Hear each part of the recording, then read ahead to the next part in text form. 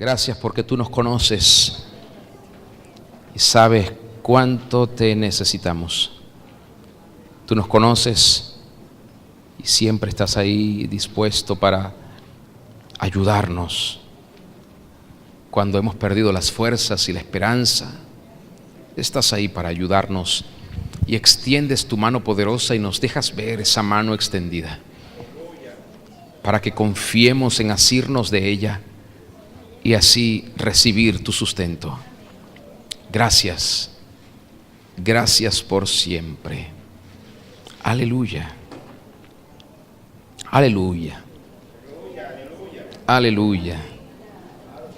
Gracias, Señor. Mientras estábamos adorando al Señor hace un momento, mientras estábamos cantando, mientras estábamos allí con nuestras manos alzadas y declarando tanta bondad del Señor, yo podía ver al Señor tocando el corazón, la mente, tocando el alma de algunas personas que están aquí hoy y produciendo una preciosa sanidad, un consuelo hermoso.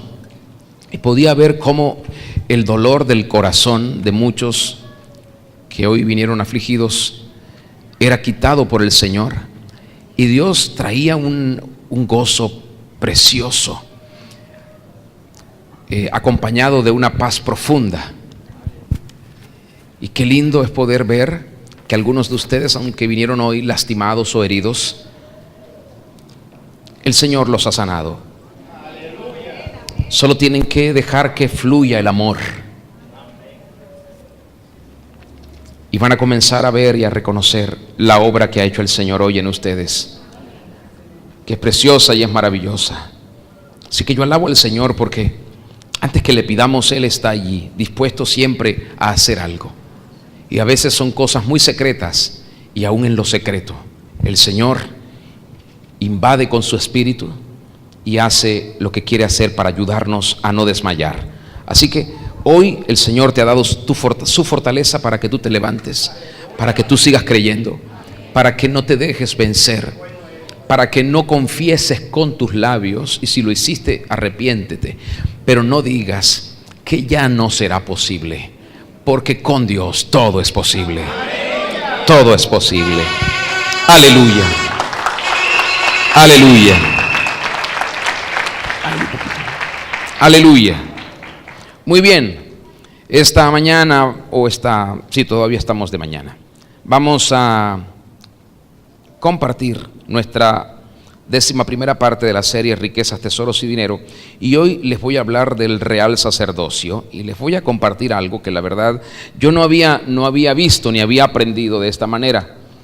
Cuando lo aprendí quedé impactado, y tal vez usted diga, bueno, ¿qué tiene que ver el real sacerdocio con una serie como esta que hemos venido hablando de dinero, hemos venido hablando de oro, de plata, de bienes, hemos venido hablando de muchísimas cosas? Y usted dice, no entiendo qué tiene que ver el real sacerdocio. Bueno, estamos hablando de una doble distinción que el Señor concede a sus hijos, y por supuesto, para que usted pueda ejercer esta doble distinción o esta doble unción, vamos a decirlo así, se necesita tener un respaldo de bienes duraderos y de bienes no perecederos, como de hecho el Señor lo tiene y lo hace siempre así. Vamos a seguir viendo un ejemplo que expuse la semana pasada, pero vamos a profundizar hoy y voy a enfocar esto hacia lo que me interesa, y es el real sacerdocio. La semana pasada les hablé en el tema número 10 de nuestra serie de cómo el patriarca, mejor conocido como el padre de la fe, nos enseñó en su relación, en su encuentro con el sumo sacerdote Melquisedec, nos enseñó cómo Dios unía la fe de Abraham con la justicia de Melquisedec, y con esa unión el Señor estaba estableciendo un reino. Por supuesto que nosotros en Abraham no veíamos pueblo, veíamos solamente a Abraham, a su esposa y a sus criados. Dios estaba estableciendo un reino en esa experiencia. Y la Biblia dice que cuando la fe y la justicia se unieron, Abraham fue contado como justo. Cuando la fe y la justicia se unen en tu vida, Dios te cuenta como justo. No es posible que nosotros digamos que tenemos fe y vivamos en injusticias. No es posible que vivamos en justicia y que no tengamos fe. La fe lo es todo para nosotros. Sin fe nadie puede ser salvo. Somos salvos por la gracia, que es a través de la fe en nuestro Señor Jesucristo. Entonces Abraham, el padre de la fe, tomó, les dije en esa ocasión, lo que se podía considerar el peor terreno, porque su sobrino Lot dijo: me voy hacia la llanura, donde estaba aquel lugar boscoso, hermoso, lindo, tenía ríos. Y Abraham dijo: bueno, no hay problema, como yo no quiero estar ni cerca de ti, me voy a ir hacia el otro extremo.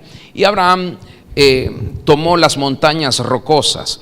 Pero recuerden que el sobrino de Abraham, Lot, fue tomado cautivo por aquellos 5 reyes poderosos que sitiaron, saquearon y tomaron todos los bienes y tomaron a todas las personas. Pero luego Abraham hace algo maravilloso y lleva a sus sirvientes, que no eran guerreros experimentados, sino sirvientes. Tenían oficios dentro de todo lo que era la casa de Abraham. Pero a pesar que no eran guerreros experimentados, ellos estaban bajo la unción de la fe de Abraham, y nosotros podemos decir hoy que ellos también fueron héroes de fe, porque a través de ellos Dios hizo una obra extraordinaria. Bueno, yo quiero que ustedes imaginen a estos siervos, los siervos de Abraham. Quiero que imaginen al cocinero, por ejemplo, que imaginen al artesano, al ordeñador, a aquel que preparaba las pieles, al que se encargaba de guardar las carnes, al que estaba el encargado de la administración, a los sembradores. Imagínense ustedes a todas estas personas, porque dice que eran los siervos de Abraham. Imagínense a todos ellos haciendo un oficio y que de repente les dice su amo Abraham: señores, los necesito que agarren picos, palas, no sé, cuchillos, machetes, chícuras, escardillas, todo lo que hay, porque nos vamos para una guerra. Nos vamos en el nombre del Señor y vamos a confiar que vamos a hacer lo que Dios quiere, vamos a traer una liberación y vamos a traer sanidad. Y esto fue lo que ellos hicieron. Se enfrentaron a estos 5 reyes monstruosos, que no eran cualquier cosa, reyes que estaban equipados con ejército, y eran 5 reyes. Pero estos 318 de los que les hablé la semana pasada, se enfrentaron a ellos con fe. Y la Biblia dice que los vencieron y salieron victoriosos. Lo que nos enseña esto es que Dios se mueve siempre en la fe y en la justicia. Y cuando Dios se mueve en la fe y la justicia, estas son las 2 armas poderosas que Dios usa para vencer todo enemigo: la fe y la justicia. Por eso cuando en tu vida no hay fe y en tu vida no hay justicia, todos los enemigos tienen ventaja sobre ti. Todos los enemigos. Todos los enemigos. ¿Qué necesitas para vencer? No necesitas ir a una universidad, tener muchos títulos, tener mucho dinero. Para vencer los enemigos necesitas solamente la fe y la justicia.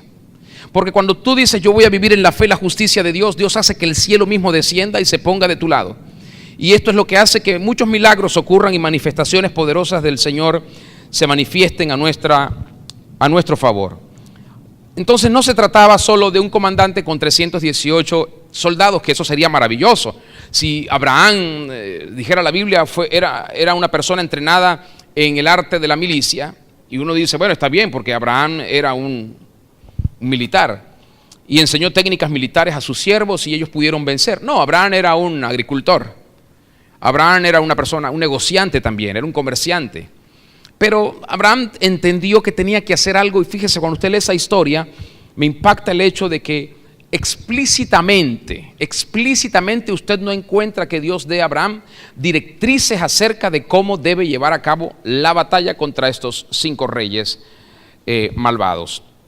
De modo que lo que veo aquí es que era el padre de la fe con 318 justos que Dios había santificado y que había dicho: me voy a glorificar. No importa que aquellos tengan generaciones de milicia, no importa que estos tengan toda la estrategia y la experiencia y tengan espadas muy afiladas y tengan escudos, no importa, porque yo voy a glorificarme con estos varones de fe. Y ellos penetraron en tierra enemiga, se metieron en la cueva del lobo para rescatar nada más y nada menos que a los amados del Señor, porque esa gente le importaba al Señor. Nosotros decimos luego, porque conocemos la vida de Job, y nos creamos un prejuicio por adelantado acerca de Job. Pero antes de que veamos toda la cosa difícil que Lot vivió, antes que podamos ver todas las cosas difíciles que Lot había experimentado y cómo se había comportado y qué era lo que había hecho y después lo que pasó con sus hijas, antes de que podamos ver todo eso, Dios consideraba a Lot solo porque estaba con Abraham como una persona muy valiosa. Y por eso Dios permite que Abraham, su tío, vaya a su rescate, rescate a su familia, rescate sus bienes. Y esto es lo que nosotros vemos aquí. Por eso digo, no se trataba solamente de ir y pelear una batalla por querer tener un botín, tener un tesoro. No, ellos fueron a rescatar los amados del Señor, pero también fueron a rescatar las riquezas que les habían sido quitadas. Dile al que está a tu lado, la fe pelea por ti. Recuerde que Abraham es el símbolo más visible, grande que tenemos en la antigüedad acerca de la fe. Cuando vemos que Abraham va a pelear por ellos, estamos viendo la fe en acción, es la fe. Olvídese de Abraham. La fe se encarna, se personifica en él y es la fe la que va a la batalla. Pero cuando la fe va a la batalla, hay una segunda arma incorporada que no está a la vista y luego se manifiesta en nada más y nada menos que el sumo sacerdote Melquisedec. Dile al que está a tu lado, la fe pelea por ti. Dile al del otro lado, la justicia pelea por ti. Vaya conmigo a Génesis capítulo 14, por favor. Génesis 14. Voy a leer en la Reina Valera los versos 16 al 17. Dice el texto: y recobró todos los bienes. Di conmigo, bienes. Dilo fuerte, bienes. Y también a Lot, su pariente, y sus bienes, y a las mujeres y demás gente. Cuando volvía de la derrota de Kedorlaomer y de los reyes que con él estaban, salió el rey de Sodoma a recibirlo al valle de Sabe, que es el valle del rey. Di conmigo, el valle del rey. Yo quiero que noten esto, por favor. Hay una victoria que es por la justicia y que es por la fe. Se enfrentaron nada más y nada menos que a 5 reyes. ¿Sabe lo que es eso? Enfrentar un rey ya es bastante para 318 personas. Pero ellos enfrentaron a 5 reyes y los vencieron. Insisto en decirles esto. Hay una victoria que es por la justicia y por la fe. Y luego hay un valle que es significativo en esta historia, que es el valle del encuentro, el valle del rey. En el valle del rey, allí vemos nosotros también una aparición extraordinaria, no solo del rey de Sodoma, que vino agradecido a Abraham y a decirle que hicieran un cambio y que él tomara las personas y él se llevara el botín, y Abraham le dice que no va a ser así, que lo que es de él, pero no, él no va a recibir nada del rey de Sodoma, para que después no diga: yo enriquecí a Abraham, sino que el Señor sea justo y sea quien juzgue cada cosa. Y Abraham tiene una actitud muy, muy sabia en esto. Y en este valle del rey nosotros encontramos una pista para el encuentro sobrenatural que va a tener Abraham con Melquisedec. Melquisedec, el sumo sacerdote del Dios Altísimo, el rey de Salem, que nos representa al único rey verdadero y sacerdote en grado superlativo, que es el Señor Jesucristo. Lo que Melquisedec nos muestra y lo que nos muestra Abraham era solamente una sombra de lo que nosotros hoy tenemos. Y nosotros tenemos que entender que eso que pasó allá, nosotros lo tenemos incorporado en nosotros, está en nosotros. Está en nosotros. En nosotros está la fe, que es el Señor Jesucristo. Y en nosotros está la justicia, que es el Señor Jesucristo. En nosotros está Él, que es el Rey, y en nosotros está el sumo sacerdote de los bienes venideros, que se lo dije la semana pasada, que es Él también. En nosotros vemos hoy manifestada la sombra de aquellas cosas que en la antigüedad Abraham vivió con Melquisedec. Sígame por favor en el verso 18 de Génesis 14, porque lo que estamos viendo aquí hoy es maravilloso. Vemos que Abraham entra al valle del rey, y esto nos habla a nosotros también de cómo nosotros hemos entrado a esa relación preciosa con nuestro gran sumo sacerdote. Verso 18 dice: entonces Melquisedec, rey de Salem y sacerdote del Dios Altísimo, sacó pan y vino. Di conmigo, pan y vino. Si quieres, subraya esa expresión pan y vino, porque la voy a conectar con algo más adelante que seguro te va a interesar mucho. Pan y vino. Y luego de eso dice: y le bendijo diciendo: Bendito sea Abraham del Dios Altísimo, creador de los cielos y de la tierra, y bendito sea el Dios Altísimo que entregó tus enemigos en tu mano y le dio a Abraham los diezmos de todo. Había algo claro aquí. Si Abraham había vencido, no había vencido por sus grandes estrategias, ni por su gran fuerza, ni por su gran poder, ni por su gran imaginación. Si Abraham había vencido porque Dios le había dado la victoria. Dios había decidido que Abraham derrotara a esos reyes que estaban levantados y que habían ido injustamente a saquear a aquellas personas que a Dios le interesaban y que Dios amaba. Así que quiero que observen cómo Melquisedec hace algo extraordinario y habilita a Abraham con sus palabras. Di conmigo, palabras. Melquisedec habilita a Abraham. Abraham fue y tuvo una victoria, pero Abraham necesitaba la intervención de Dios a través de su representante en la tierra para quedar habilitado para lo que seguía en su vida. Melquisedec habilita a Abraham antes de que Abraham consagrara los diezmos. Después que Melquisedec le da pan y vino, y después que Melquisedec le declara a Abraham la palabra de afirmación, de habilitación, de unción, de gracia, de favor, inmediatamente después de que Melquisedec hace eso, Abraham consagra los diezmos. Pero antes de eso, Melquisedec había hecho antes algo muy importante. Y lo que veo aquí es una secuencia de hechos que nos ayuda a nosotros a entender nuestra posición actual. Noten esto: sales de este encuentro porque Melquisedec es un sumo sacerdote. Melquisedec, como sumo sacerdote, trae la unción del cielo, trae el resonar del cielo y suelta aquellas palabras sobre Abraham desde su espíritu al espíritu de Abraham. Recuerden que Melquisedec no entra en todo este orden de ley y que nosotros conocimos en la antigüedad. Melquisedec está fuera de toda ley. Melquisedec no tiene genealogía, Melquisedec no tiene ni principio ni fin. Melquisedec literalmente es una representación encarnada de lo que es el reino de Dios en la tierra, el sacerdocio de Dios en la tierra. Y este Melquisedec está haciendo lo que nosotros deberíamos hacer hoy también, pero él lo hace con Abraham en aquel entonces. Ahora fíjense, suelta aquellas palabras y le imparte de su espíritu a Abraham, porque el Señor había hecho que Abraham venciera a sus enemigos. Cuando Melquisedec mira el testimonio del Señor en Abraham, le dice: ven, Abraham, bendito seas tú del Señor Dios Todopoderoso que te dio la victoria sobre aquellos reyes, y bendito sea el Dios Altísimo. Y comienza Melquisedec a hablarle. Tal vez la Biblia no nos deja ver con amplitud todas las cosas, pero cuando nosotros buscamos al Señor y podemos entender la revelación de lo que ocurrió aquí, encontramos literalmente en las Escrituras, en los primeros 5 libros, pero también encontramos en todos los libros poéticos y encontramos en los evangelios, encontramos datos interesantes que nos ayudan a tener una comprensión de lo que pasó allá y por qué yo estoy diciendo que aquello era sombra de lo que tenemos hoy. Sígame, por favor. Muchos no creen en la guerra espiritual. Muchos viven incautos ante los ataques del adversario. Muchos piensan que están muy seguros en su vida cómoda. Y muchos no están viendo lo que el enemigo está fraguando para sitiarlos y para quitarles lo que el Señor le ha entregado. Además, lo que el Señor les ha entregado hasta ahora no es todo lo que el Señor tiene para entregarles. Dios tiene mucho más para ti. Dile al que está a tu lado: Dios tiene mucho más para ti. Dios tiene mucho más para ti. Pero algunos están incautos y el maligno está tomando ventaja, y en algún momento, si ellos no se aperciben y no buscan al Señor, el maligno los va a atrapar. Ahora, Abraham recibió una poderosa impartición del sumo sacerdote, este Melquisedec del cual hablamos. Abraham recibió una recompensa, venció a los reyes. Mire esto: venció a los reyes, viene con el botín y con las personas, se encuentra con Melquisedec, y Abraham hace algo maravilloso.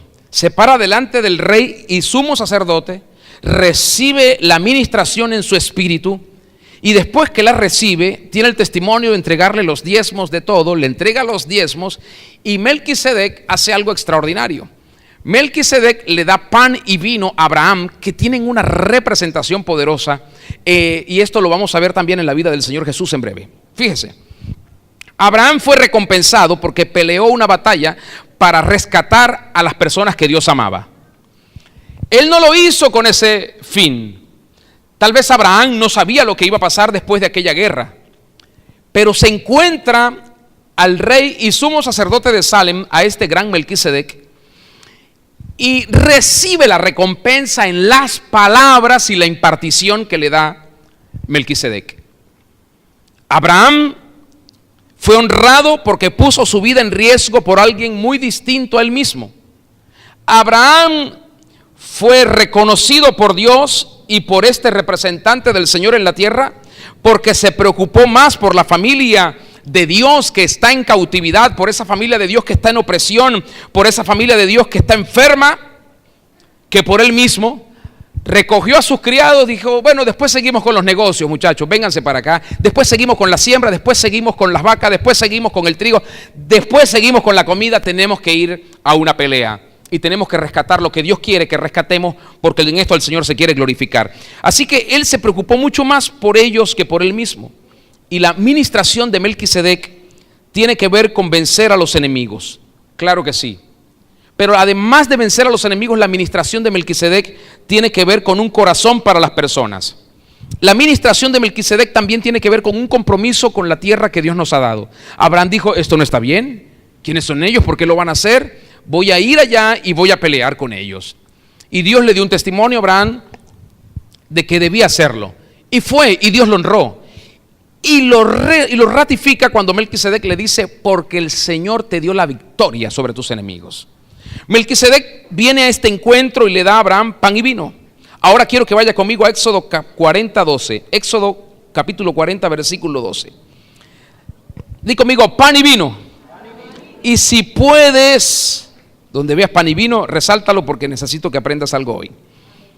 Fíjate, dice aquí el texto, vemos en este pasaje, en este contexto, estamos viendo que Dios le está hablando a Moisés y Dios le dice a Moisés, Dios le da una orden a Moisés. Le dice a Moisés que haga algo y le da 3 situaciones particulares. Le dice, debes hacer primero esto, segundo esto y tercero esto. Y vamos a leerlo.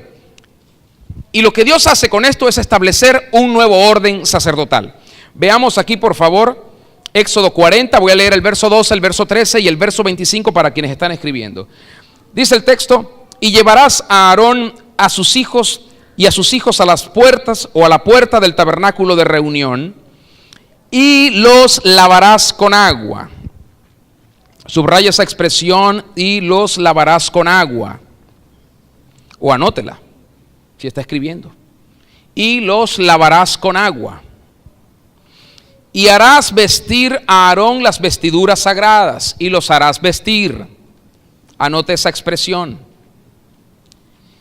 Y lo ungirás y lo consagrarás para que sea mi sacerdote. Unción y consagración, subraye o escriba esa expresión. Para que sea mi sacerdote. Y encendió las lámparas delante de Jehová, como Jehová había mandado. Se habilita la luz de la justicia del Señor en este nuevo orden. Fíjense en estas 3 cosas. Primero, Dios mismo está estableciendo el sacerdocio en Aarón. Por eso le dije hace un momento cuando le mencioné Melquisedec que no había nada de todo lo que luego encontramos como orden, leyes, mandatos, estatutos, decretos, pero ahí estaba Melquisedec representando al Señor. Ahora, muchos años y muchos siglos después, nos encontramos con un Moisés que está recibiendo de Dios ya una orden específica para el establecimiento de lo que es el reino en la tierra. Y lo primero que Dios comandó a Moisés fue esto: que lavase con agua a Aarón y a sus hijos. En otras palabras, tal vez ellos sabían bañarse, pero esta vez se iban a dejar bañar. Esta vez los iban a agarrar y tenían que perder toda pena y toda vergüenza, porque era Dios el que estaba dando esta orden. Quizás Moisés lo que dijo fue: quítense esas ropas, porque ahora yo les voy a poner otras ropas, pero antes de eso los voy a bañar. Y los comenzó a lavar. Lo segundo es que luego los vistió con nuevas vestiduras. Nunca más ellos se vistieron de manera ordinaria como solían hacerlos. Di conmigo, nunca más. Nunca más. Nunca más se vistieron como se vestían antes. Desde ahora tenían uniformes, por decirlo de esa forma. Tenían una vestidura muy distinguida, muy privilegiada y una vestidura de honra. Pero lo tercero que pasó fue que después de eso, ellos fueron y encendieron las lámparas del tabernáculo. Dios habilitó el orden sacerdotal porque Dios estaba reinando. Y Dios dijo, ahora tengo mi representante en la tierra. Y ustedes ven las vestiduras del sumo sacerdote antiguo y se dan cuenta que son vestiduras reales. Dios los vestía como unos reyes. Eran sacerdotes, pero Dios los vestía como reyes, les daba anillo y les ponía corona. Porque eran representantes del gobierno, pero también representantes de la comunión que Dios quiere tener y quería tener con su pueblo. Ahora, por favor, acompáñeme a los evangelios de Lucas capítulo 22 y Juan capítulo 13. Lucas 22 y Juan 13, y les voy a mostrar lo que el Señor Jesucristo hizo, y esto para mí fue extraordinario. Yo me impresioné muchísimo cuando el Señor abrió mis ojos para ver esto. Lucas 22 y Juan 13. Porque el Señor Jesucristo en estos pasajes, yo estoy uniendo un pasaje de uno de los evangelios con otro evangelio para que vean la secuencia de los hechos. Y esto tiene que ver con la sabiduría del Señor, cómo el Señor nos ayuda a leer lo que está escrito para que podamos entender mejor sus testimonios. El Señor Jesucristo en este contexto está preparándose para la Pascua antes de su crucifixión, y lo vamos a leer en estos capítulos. El Señor Jesucristo va a ser el Cordero de Dios que será sacrificado, y después de esto se establece la entrada para implantar el real sacerdocio. Yo quiero que lo vean conmigo. Lucas capítulo 22, voy a leer el verso 10. ¿Están ahí? Bueno, dice el verso 10. Y les dijo, o él les dijo, he aquí, al entrar en la ciudad, os saldrá al encuentro un hombre que lleva un cántaro de agua. Seguidle hasta la casa donde entrare.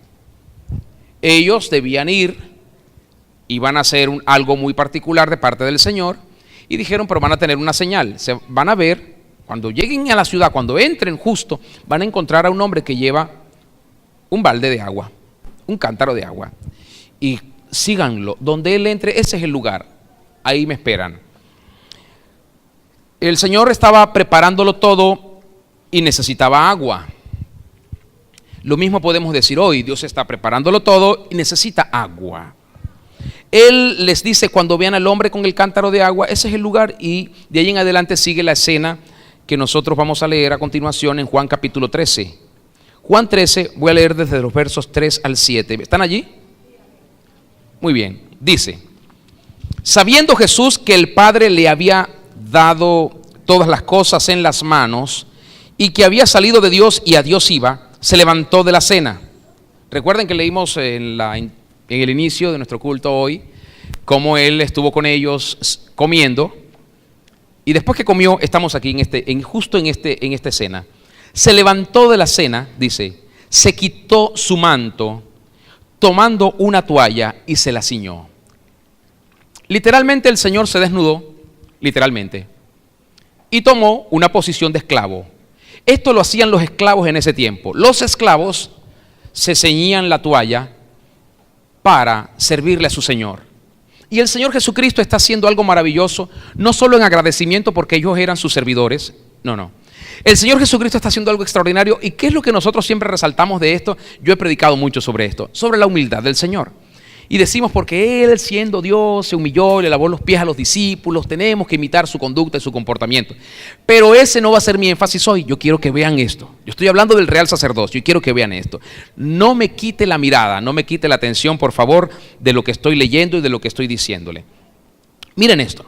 Verso 4, se levantó de la cena, se quitó el manto y tomando una toalla se la ciñó. Luego puso agua en un lebrillo y comenzó a lavar los pies de los discípulos y a enjugarlos con la toalla con que estaba ceñido. Él estaba enfrente de ellos. Ustedes se imaginan, ellos estaban sentados y él, ¿cómo hago para lavarte los pies? Tengo que sentarme en el piso, ¿cómo voy a hacer? Son 12 personas. ¿Cómo hago? Tengo que dedicar un tiempo especial a cada uno. Él estaba ahí, se sentó con ellos, tomó una posición de siervo, y ellos estaban muy tranquilos esperando que el Señor hiciera lo que iba a hacer. No entendían por qué lo iba a hacer, pero Él tenía que hacerlo, pero ellos no entendían por qué. Él dijo, después lo van a entender. Escuchen esto. Versículo 6, entonces vino a Simón Pedro, ya había pasado por otro seguramente. Vino a Simón Pedro y Pedro le dijo, Señor, ¿tú me lavas los pies? Escuchen esto. Escuchen esto, yo les quiero recordar la escena y el tiempo, tenemos que trasladarnos al momento, porque aquellos pies no son como los pies que tenemos hoy. Hoy usted se bañó, y tal vez se echó talquito en los pies y se puso su media y se calzó el pie. De modo que hoy tal vez quitarle los pies a alguno de ustedes, los zapatos a algunos de ustedes, tal vez sea agradable porque a lo mejor se va a desprender un olor muy agradable a talco. Tal vez encontramos las uñas cortadas y los pies bien limpios. Tal vez. Pero lo que era cierto es que en aquel momento esos eran otra clase de pies. Usaban sandalias y ellos tenían los pies mugrientos. Recuerden que eran pescadores antes y algunos cobradores de impuestos y otros guerrilleros, y eran personas muy de diferentes estratos sociales y con diferentes culturas y con diferentes intereses. Todavía estaban con ese problema. Pero estaban allí y algunos tal vez se cuidaban un poquito más y se limpiaban las uñas. Tal vez otros tenían la mugre metida en las uñas. Tal vez como usaban sandalias, usted sabe lo que le pasa al pie cuando se está caminando tanto por esas aldeas de Palestina. En esos pueblos polvorientos usted se consigue con que luego el pie se le hace callo, mucho callo. Se le pone muy duro porque es tierra y piedra lo que le está todo el tiempo haciendo fricción en su piel. Y el Señor estaba allí, o sea que no eran los mejores pies. Hoy en día que yo le diga a alguien, tráigame un tobo para lavarlos, yo estaría feliz porque sé que me va a encontrar con pies mejores que los que el Señor se encontró aquella vez. Puede que algunos no huelan bien, pero por lo menos puede ser que estén más limpios. Me estoy explicando. Entonces aquellos pies no eran los pies como los que nosotros nos estamos imaginando, porque nosotros, dígame si estoy leyendo la Biblia en este pasaje y tengo de repente aquí al pastor David, y yo cuando estoy leyendo lo miro a él y me lo imagino que el Señor está encontrándose con los pies de él. Y entonces le estaba lavando los pies y yo digo, oh, qué bien, qué chévere, porque a lo mejor les dio un masajito allí también. No, el Señor estaba haciendo algo tremendo en esto. Insisto, no quiero enfocarme en el tema de la humildad, quiero que vean otra cosa que les voy a mostrar. Pero en esto Pedro les dice a él, tú me lavas los pies, y el Señor le dijo, lo que yo hago, efectivamente, tú no lo comprendes ahora, mas lo entenderás después. Lo que el Señor estaba haciendo era exactamente lo mismo que él le había dicho a Moisés que hiciera con Aarón, cuando les dijo, tú los vas a lavar. Toma a Aarón y vas a hacer tres cosas. Lo primero que vas a hacer es lavarlos. Lávalos a ellos, límpialos con agua. Y el Señor tomó agua y comenzó a limpiarlos. Respondió Jesús y le dijo a Pedro en el verso 7, lo que yo hago tú no lo comprendes ahora, mas lo entenderás después. 8. Pedro le dijo, no me lavarás los pies jamás. Claro, Pedro está preocupado por la pulcritud. Él conoce al Señor, él sabe que el Señor, él sabe que el Señor está haciendo milagros todo el tiempo, tocando gente, tocando enfermos, tocando personas, está siempre haciendo algo. Y él dijo, ¿cómo se te ocurre, Señor? Míranos los pies. Bueno, mira los míos.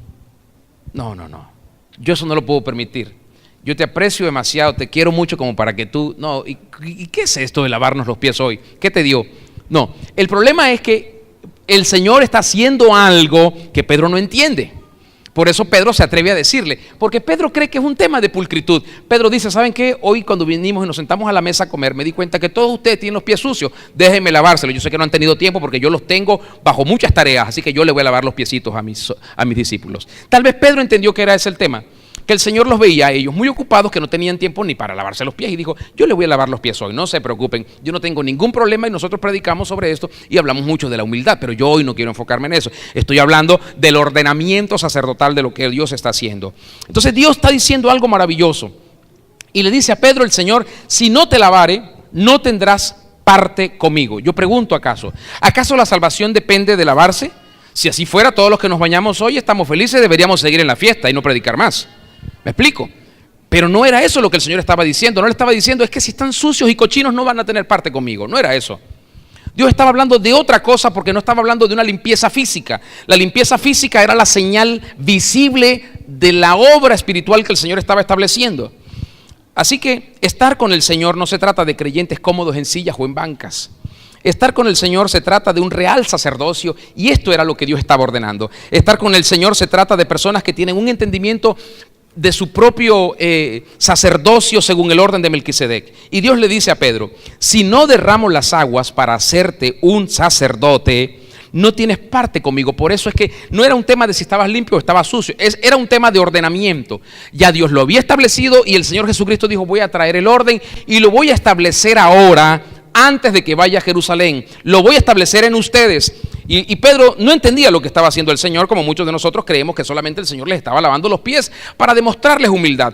¿Cuándo nosotros vamos a convencernos de que el Señor era humilde? ¿Solo porque hace algo como eso? No. Cuando tú conoces al Señor, sabes que Él es humilde, aunque actúe como actúa allá en el templo con los cambistas y los comerciantes que estaban allá. Sabes que Él es humilde y que no es las cosas que Él hace las que te están dando una señal de su personalidad, porque Él hace muchas cosas a veces para confrontar nuestro racionamiento y nuestro orgullo humano. Entonces estamos muy confundidos, tal vez como Pedro, creyendo que el Señor está interesado es en la pulcritud de sus discípulos. El Señor está haciendo algo tremendo y le dice: si no derramo las aguas para hacerte un sacerdote, no tienes parte conmigo, porque mi reino es un reino de sacerdotes. Y no es casualidad que el mismo apóstol Pedro haya dicho en la primera carta, capítulo 2, versículo 9: ustedes son un real sacerdocio. Cuando Pedro es el único que dice eso en sus cartas. Pedro es el único de todos los apóstoles que le dice a la iglesia: ustedes son real sacerdocio. Real sacerdocio. Porque el Señor le dijo: lo que no entiendes ahora lo vas a entender después. Yo creo que Pedro logró tener la visión celestial del orden sacerdotal de Dios en el cielo y en la tierra. Y por eso yo estoy enseñándoles hoy de cómo el Señor está tratando de que nosotros vivamos posicionados en aquellos que Él ya ha establecido. Ahora, entonces Él le lava los pies y dice, Juan capítulo 13, versículo 10, sígame. Él dice: el que está lavado no necesita sino lavarse los pies, pues está todo limpio. Y vosotros estáis limpios, y dice, aunque no todos. Claro, Él dice aunque no todos porque Él sabía que había uno ahí. Estaba ahí en esa habitación. Ese fue el mismo momento. Nosotros pensamos que esto ocurrió en un momento seguido al acto de la crucifixión. No, esto pasó todo en un solo momento y después vivieron muchísimas más cosas y luego el Señor fue a Jerusalén. Pero fíjese esto. Él dice: el que está lavado no necesita sino lavarse los pies, pues está todo limpio y vosotros estáis limpios, aunque no todos. Por favor, regresemos por un momento a Lucas capítulo 22 y recuerden a Abraham, el padre de la fe, y recuerden a Melquisedec, el rey de la justicia. Aquí se encuentran la fe y la justicia. Abraham y Melquisedec tienen un encuentro en el Valle del Rey y Melquisedec trae pan y trae vino, lo mismo. Trae pan y trae vino y le da a Abraham pan y le da vino.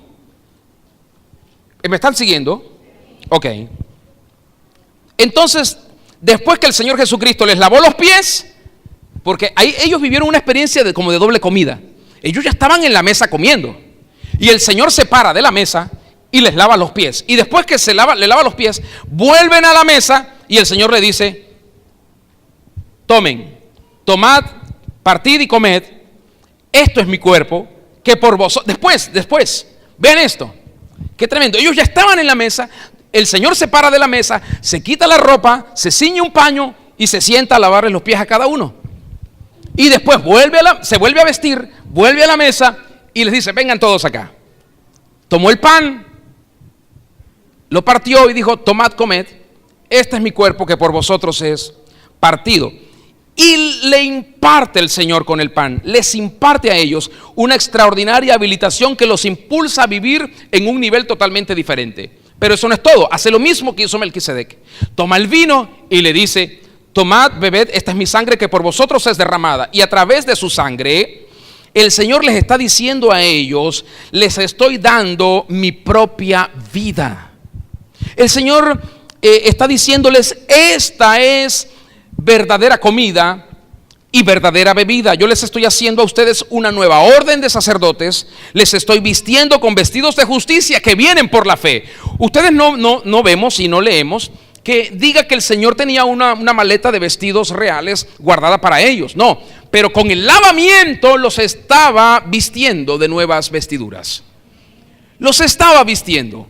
Él les estaba poniendo una investidura que venía por la fe. Él dijo: ustedes no lo entienden, luego lo entenderán, pero ustedes creen que lo que hago es muy importante. Ahora vean lo siguiente.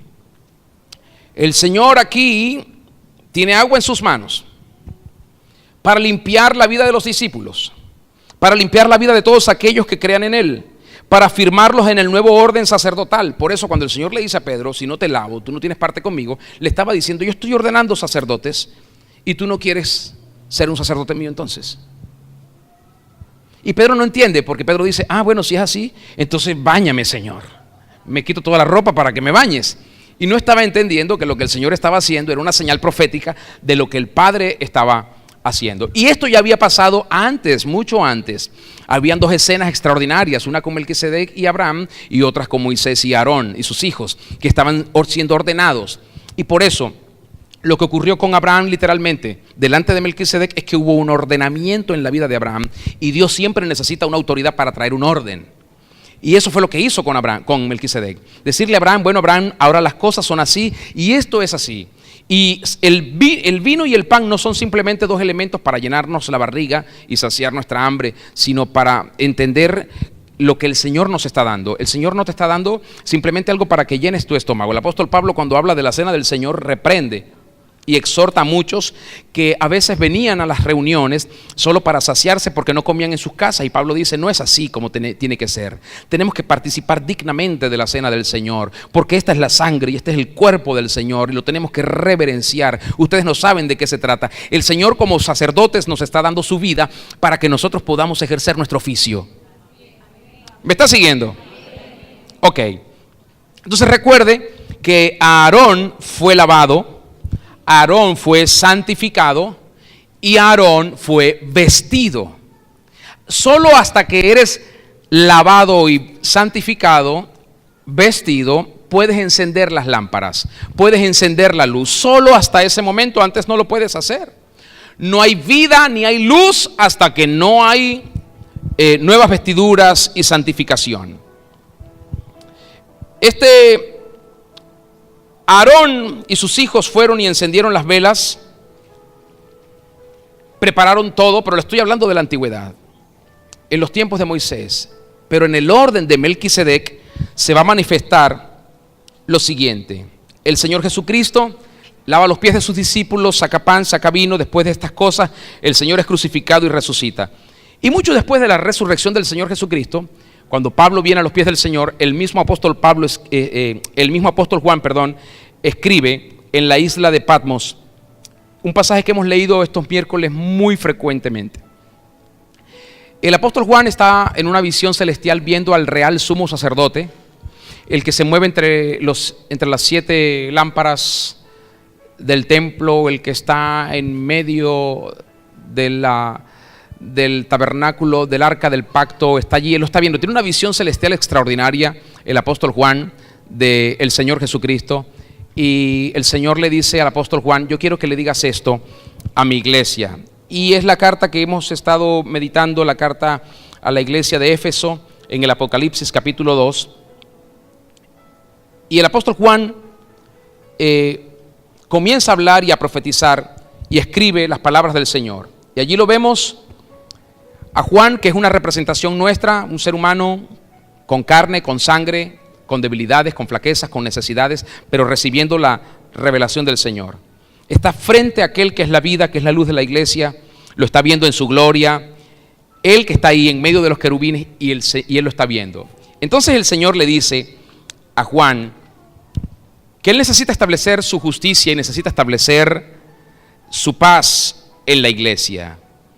Y estas fueron las primeras palabras que él le dio a Juan, y le dijo, dile a mi pueblo, escribe al ángel de la iglesia que está en Éfeso, que ellos han hecho muchas buenas obras, pero se olvidaron de su primer amor, y estoy a punto de hacer que se acabe el candelero, lo voy a apagar si ellos no se arrepienten, porque yo descubro que detrás de todo esto hay algo. El Señor está viendo que no se está haciendo justicia. Un sacerdocio, escuchen esto, un sacerdocio que no se mueve en la fe y la justicia de Dios no es un sacerdocio justo. Y esto era lo que estaba pasando con aquellas personas de la iglesia de Éfeso. Si nosotros decimos que tenemos un sacerdocio que viene del amor, este sacerdocio debe manifestar la vida del Señor Jesucristo. Pero un sacerdocio que no viene del amor no puede manifestar ni la vida ni la justicia. ¿Cómo vamos a impartirle vida a las personas? Tanta gente que tiene necesidad. Y a veces queremos simplemente darles una religión, darles normas y darles condiciones para que ellos puedan, entre comillas, vivir bien delante del Señor y servirle al Señor. Así que el Señor le está diciendo al apóstol Juan: si este sacerdocio no libera mi vida, este no es un sacerdocio que tiene fe y que tiene justicia. Y le dice: arrepiéntanse de lo que han hecho y vuelvan a su primer amor. ¿Qué es lo que Dios necesita? Dios necesita un sacerdocio de fe que es justicia. Dios sabe que si hay fe y justicia habrá amor, pero muchas veces fingimos amor porque no hay fe ni justicia. Cuando hay fe y justicia, tú sabes que tú no puedes odiar, que no puedes hablar de nadie, que no puedes vivir criticando a la gente. Si tú vives en fe y justicia, tú sabes que tú no puedes simplemente tomar la actitud de separarte de la iglesia y vivir con unos armoniosamente y con otros conflictivamente. Tú no puedes hacer eso. Si decimos que hay fe y justicia, tú vas a responder al sacerdocio que el Señor ha establecido. Y el Señor siempre nos ha dicho y nos ha mostrado que Él es un rey de amor. Y especialmente aquí nosotros, esta congregación, aquí en la iglesia, hemos dicho que tenemos una señal muy linda de parte del Señor para que el Señor se exhiba, que no son los dones, ni las lenguas, ni las interpretaciones, ni las visiones, ni las revelaciones, ni la teología, ni la filosofía, ni todo lo que nosotros creemos que sabemos. Solo hay una cosita nada más: el amor. El amor. Y que si la gente va a venir y la gente va a permanecer, será por el amor. Pero cuando nosotros nos peleamos entre nosotros mismos, ¿de qué fe y de qué justicia estamos hablando? Cuando yo te rechazo y cuando yo no te quiero hablar a ti, cuando no te quiero aceptar y cuando yo me condiciono contigo y puedo ayudarla a ella, pero a ti no me da la gana ayudarte, ¿de qué fe y justicia estoy hablando? Entonces el sacerdocio que el Señor me dio, yo no lo estoy ejerciendo otra cosa. Pero la religiosidad me hace creer que yo sí soy un sacerdote del Señor, aunque ame a unos y a otros no. Aunque sea más condescendiente con unos que con otros. Y este es el punto más álgido de esto, porque el real sacerdocio no se trata de decir: yo estoy aquí, Señor, para reconciliar al ser humano contigo. No, el primero que tiene que estar reconciliado con la gente soy yo. Y el primero que tiene que estar reconciliado con Dios soy yo. Si no, yo no ejerzo ningún sacerdocio. Entonces nos estamos engañando y mentimos a Dios y mentimos a la gente cuando decimos que sí estamos ejerciendo el real sacerdocio, pero tenemos preferencias o hacemos acepción de personas. Si no estoy en paz con una persona, yo no puedo asumir el real sacerdocio, porque en mí no hay amor. Porque si en mí hubiese el amor del Señor, ese amor ya hubiese cubierto las faltas de aquella persona a través de mí. Pero cuando alguien te ofende y tú guardas eso y tú dices: pues no, y no te atreves a dar un paso valiente y a decir: ¿sabe qué? Hoy entendí la importancia del real sacerdocio. Y cuando el Señor le dijo a Pedro: si no te lavo no tienes parte conmigo, yo quiero traducir ese mensaje en esto: si no amas verdaderamente, no tienes parte con el Señor. Entonces yo tengo que amarte, yo tengo que dejar mi orgullo, mi soberbia, mi altivez, mi arrogancia, mis paradigmas, mi idiosincrasia, mi cultura familiar y lo que sea que me esté estorbando, y venir a las personas. ¿Por qué? Porque para eso estoy. Estoy para que ellos puedan ver lo que Dios es a través de mí. Entonces Dios les manda a través del apóstol Juan a revisar algo, nada más y nada menos que el primer amor. Cada vez que yo decido separarme de alguna persona que el Señor ama, porque todos ustedes tienen defectos, todos, yo tengo defectos, todos fallamos, todos nos equivocamos, todos tropezamos, todos cometemos errores, todos, pero a todos Dios nos ama. Nos ama como somos, y eso es tan extraordinario que no lo puedo comprender. Entonces no me quedo ahí tratando de comprender el amor de Dios. Simplemente digo: Señor, gracias, te disfruto porque tú me amas. Qué maravilloso. A pesar de mí, pesar de mí. Pero cuando alguien se equivoca y eso me afecta a mí, yo me acuerdo de aquello que el Señor hace por mí. Y digo, Señor, gracias. ¿Y qué les dijo el Señor a los discípulos en ese contexto? Así como yo los trato a ustedes, tienen que tratar a los demás. Así como los estoy tratando, traten ustedes a los demás. Cuando yo espero mucho de la gente y la gente me falla, yo me desconcierto, me decepciono. Cuando yo doy esperando recibir y no recibo, eso me lastima y me hiere. Pero cuando yo actúo como el Señor, que si yo doy y tú me traicionas, yo estoy en paz contigo y te perdono en el nombre del Señor Jesucristo. Pero si yo no tengo la capacidad de perdonarte, entonces yo estoy fallando en el sacerdocio porque no tengo el amor. ¿Por qué? Porque el amor es la base de la fe y de la justicia. ¿Recuerdas cuando te dije que la fe es la base de la justicia? Hoy voy mucho más profundo y te digo, el amor es la base de la fe y de la justicia. Y no puede ser que si hay amor en tu vida, amor del Señor, tú no puedas amar a tu hermano y a tu hermana que está aquí. O aquel o aquella que no vino. Te estás engañando a ti mismo. Dime si hay algo que te separa de alguien, yo te diré, no has tenido amor. Por lo tanto no has actuado en fe, por lo tanto no tienes justicia dentro de ti, por lo tanto no tienes parte con el Señor, a menos que te arrepientas. Este es el punto que el Señor está tocando hoy. Porque el problema es que si nosotros no ejercemos el real sacerdocio, ¿sabes qué ocurre? El cielo se cierra, la tierra se endurece. Y así como el Señor fue haciendo contigo paulatinamente, ayudándote y prosperándote, paulatinamente tú vas a ver que todo se va a ir cerrando.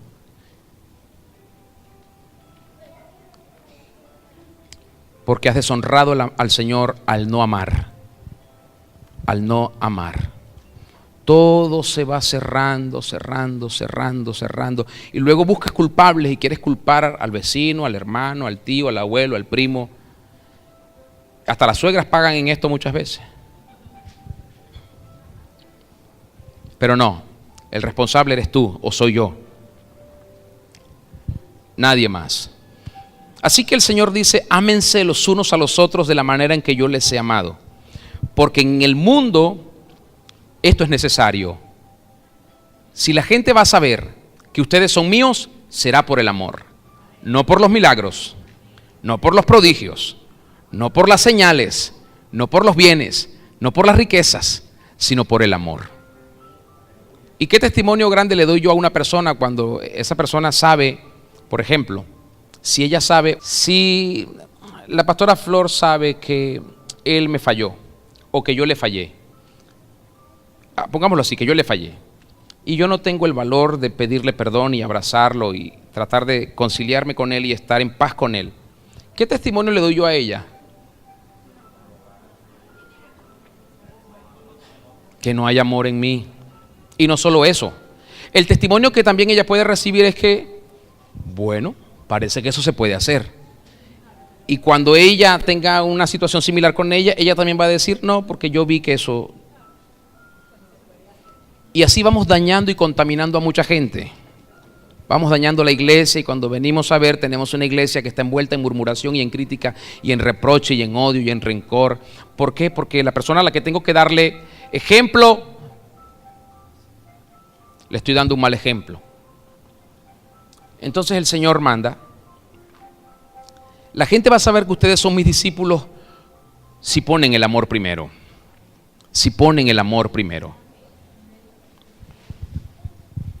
Conmigo, o sea, con el Señor, con el esposo, la esposa, con los padres, con los hijos, en la iglesia, con los hermanos, en el trabajo, con los compañeros.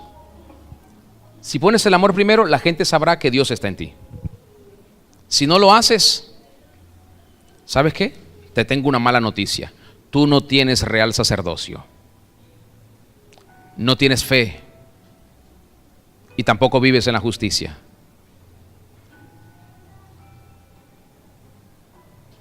Lo que ocurre es que estamos aquí y creemos que a veces tenemos el derecho de, ¿cómo dice el cartel ese? La ley, ¿cómo dice? me reservo el derecho de amar. Pero qué bueno que la ley ahora cambió, ¿verdad? Y manda a poner unos carteles bien grandes que diga, aquí puede entrar todo el mundo. Pero nosotros ni siquiera esa ley queremos obedecer. Todavía seguimos con ese problema. Lo tenemos aquí en el corazón. No, usted aquí no entra. ¿Le has dicho alguna vez eso a alguien? Aquí no entras. Solo porque te falló, te ofendió, te criticó, te hizo quedar mal. Tal vez una persona que te debía dinero y no te pudo pagar. Tal vez alguien que, no sé, a lo mejor alguien habló mal de ti y tú dices, por eso es que no puedo confiar en la gente, y ahí te cerraste. Y decidiste no dejar entrar a más nadie. O cuando alguien ha venido a ti, después de un proceso tan largo y tan difícil, alguien ha venido a ti y te ha dicho, ¿sabe qué, hermano Héctor Orlando? Han pasado, no sé, 10 años, pero ya basta, es suficiente. Vengo a pedirte perdón. Y entonces tú le dices, después de 10 años, eso es muy fácil. ¿Qué se cree usted? ¿Usted aquí no entra más? ¿Le has dicho a alguien así? Ese es nuestro problema mayor. Y eso afecta a nuestro sacerdocio. Por eso es que no podemos servir al Señor como el Señor quiere ser servido. Por eso es que nuestro sacerdocio no es real. Y no es real de realidad. Hablo real de gobierno, de autoridad. No es real. No funciona. No funciona. Tal vez un hijo que te falló, una hija que te falló. Y dices, pues no, me ha herido mucho, me ha lastimado mucho. Pero aún así, ¿cómo pretendemos servir al Señor?